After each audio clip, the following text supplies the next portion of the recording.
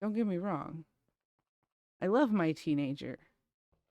Much like small children, teenagers are actually pretty cool because they are another life stage where you can actually watch them learn about life and actually see the development.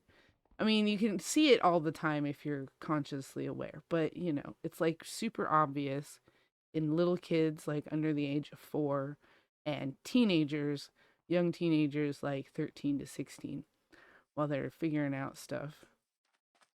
There are actually some pretty impressive life stages if you ask me, and probably the hardest ones, I bet.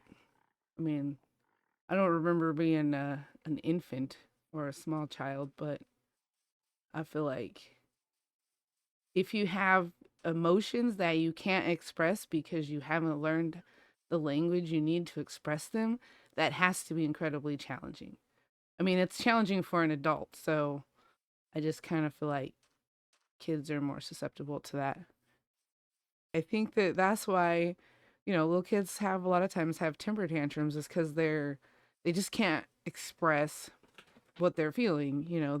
They disagree with something or they feel powerless. I mean, you gotta feel powerless at some point when you're that small and everybody's in charge of everything all the time.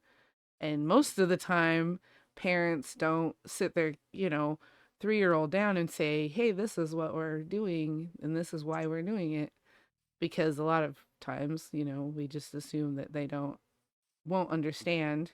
We're learning as a society. I've noticed that our parenting has gotten much improved over the last few decades in some areas. In other areas, things still need to be figured out. But there's no one size fits all parenting method. That's for sure.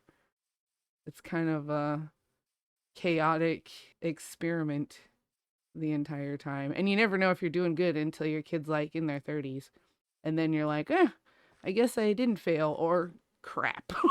You know? Like it's a pretty rare occasion that you can make that call anytime before then just because they got to grow into their brains, into their full development. And that takes a while, man. Being a human takes a long time.